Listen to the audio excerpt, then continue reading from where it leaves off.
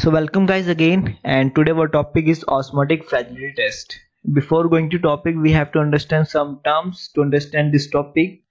So first is solution. Solution is made up of two things, solute plus solvent. Solute is always less in number while solvent is always increase in amount. As you see, the particles is salt particles, we can say, so it is a solute, and the solvent is in liquid form, so it is higher in number. Osmosis, it is a process by which molecule of solvent tend to pass through a semi-permeable membrane from less concentrated solution into more concentrated solution. So this is a beaker and having a semi-permeable membrane. This semi-permeable membrane having a capacity to pass out or pass in a selective particles or selective salt particles.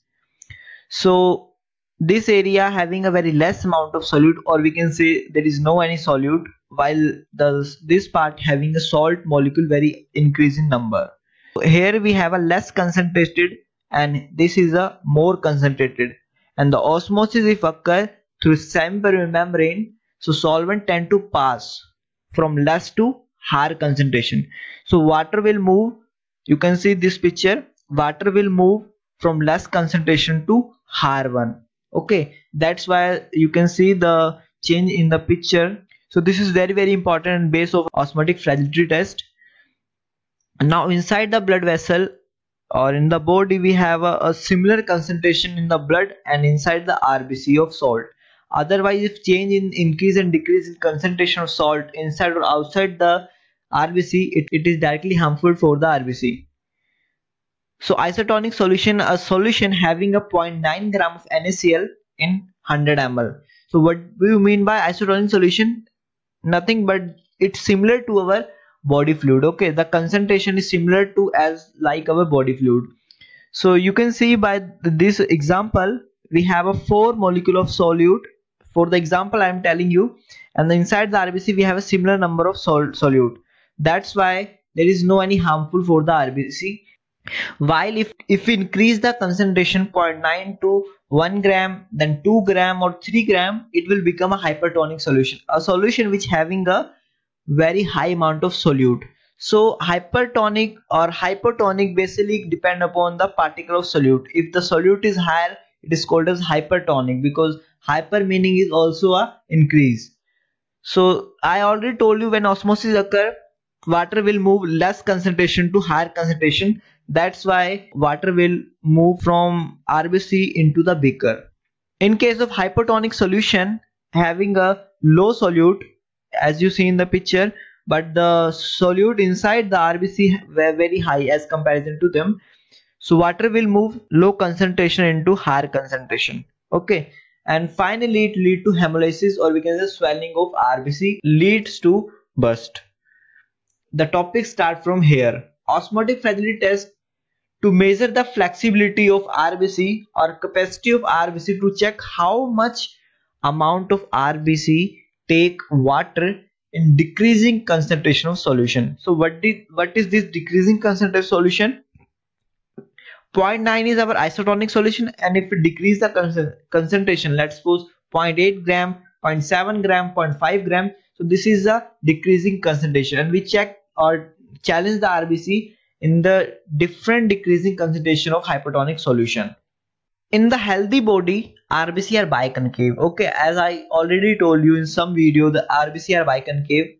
While in disease state, hereditary spherocytosis, RBC are spherical in shape. So there is a disease called hereditary spherocytosis. As name suggests, spherocytosis, it means RBC are in sphere. So what happened between both of them? If we put both the RBC in the hypotonic solution, so this spherical RBC in hypotonic solution, a solution which having a less concentration, so water will move less concentration to higher concentration through semi-permeable membrane of RBC, and the water will enter, it will burst more quickly. Already RBC are spherical in shape and it cannot change their size much more. While in case of normal RBC, this is the biconcave RBC, if the water will move inside the RBC, it can change shape to somewhat spherical. It will also lyse, but it takes some time as comparison to this spherical RBC. So this is a thing we have to measure by this osmotic fragility test, whether the patient is a normal or hereditary spherocytosis, or in case of thalassemia also we check this. So principle is that small volume of blood is mixed with large volume of saline in different concentration. Finally, we check the hemolysis by spectrophotometer at 540 nanometer. We can change the volume but not a ratio. Ratio should be 1:1000. One part blood and the more part is our NS, normal saline. Requirement, we have to take buffered normal saline so that pH maintained at 7.4. Saline is 0.9 gram per deciliter. Approximately we say 10 gram per deciliter to easy calculation. So if we make dilution of 0.9 gram of normal saline like 0.9 in the original, then 0.8, 0.75, 0.6 and so on up to 12 dilution. Now we have to take a heparinized blood 2 to 3 ml. We cannot take EDTA or other citrate, oxalate because it containing a salt and it may affect the other. And it also seen that the inside the EDTA, while if you do osmotic fragility test, we see the increasing of fragile of our normal RBC. In a procedure, 2 sets of 12 tubes we kept in a rack, one set for test, another set for control. Take 2 to ml of different dilution in saline. So thus the dilution we make a 0.9, 0.8, we have to take 2 ml of this, 2 ml of this in two sets of our tube. Okay, then add 20 microliter of blood in each dilution, and the dilution become a 1:1000 because 1 ml having 1000 microliter. So automatically the dilution become 1:1000. We have to mix it and leave it for 30 minutes in room temperature. After the centrifuge at 3000 rpm for 10 minutes. Now measure the supernatant of each concentration at 540 nanometer. So Hb released from the hemolyzed RBC absorb the light from spectrophotometer. So we have to keep in mind that our original sample should not be hemolyzed because it give a negative result to us. Okay.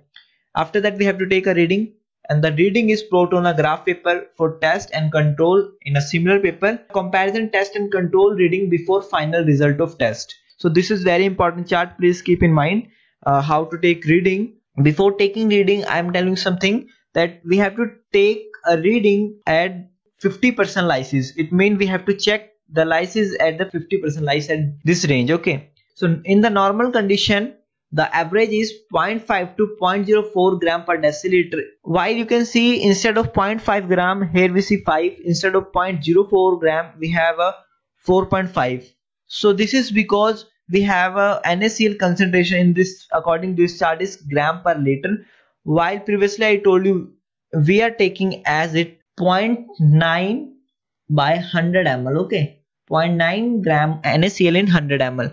If we put this point, and you can see the 9 by 1000. So we take 9 gram of RBC for 1000 ml of our water or distilled water to make like this. So this is just because of changing a unit, deciliter to liter, but the whole phenomenon is similar. In a normal person, we can say that the 0.5 to 0.045 gram should be range for normal hemolysis.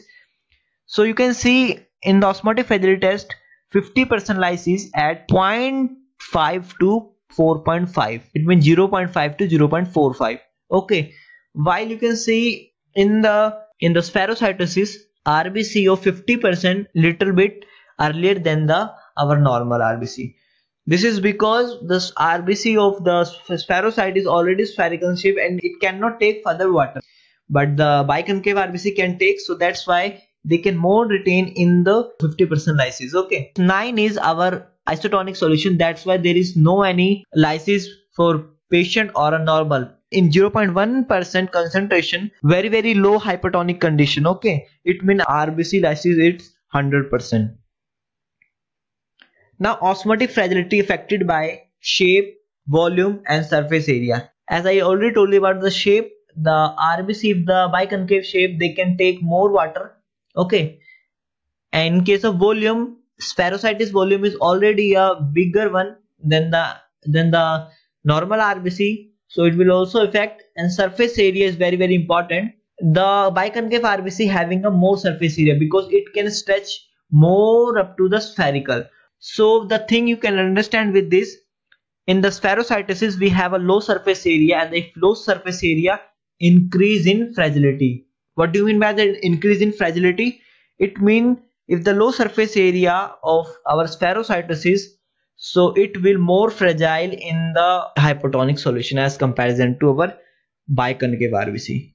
So temperature is also very important thing, because we are doing osmotic fragility by two methods. One is fresh blood method, another is incubate our blood sample with the solution, our NS, for 24 hours after take a reading, and the lysis start for the incubated is 7, while the lysis initiate for the reference blood in case of healthy condition, okay, 5, and complete lysis according to, you can understand very well what I am telling you. From this chart you can see the temperature also affect the reading, okay. In the fresh RBC you can see the hemolysis start at 5, because the RBC are younger one, while if we store the RBC, some RBC will take their 120 days, and therefore it will be starting swelling very earlier hypotonic condition, and that is 7. So this is the difference how incubation affected. And the same phenomenon is for old sample or old RBC. If the old RBC kept in the refrigerator in case, so RBC become old, so we have seen less younger RBC as comparison to fresh blood. Then test should be done in between 2 hours of collection. This is also like that, all the thing is similar to each other. If we done a test after 2 hours or 4 hours, so we see the less amount of younger RBC, because some of RBC attain their 120 days, so it will also affect the RBC, our osmotic fragility. While the avoid hemolysis is also very important. Avoid needle which is very pointed, and do not vigorously mix the blood with anticoagulant. It will also cause hemolysis and affect our osmotic fragility test, because already I told you that the HB released from the RBC will absorb the light and give a reading to us, which we plot in our chart. Next one is change tip of pipette during dilution. So we have to, during a making of a dilution from 0.9 to 0.8, 0.8 to 0.75, like that, so we have to change the tip, otherwise there is an error in the dilution, okay, because more concentration is going to a, so this is a so this is a dilution error, so we should avoid it. And this is very important topic.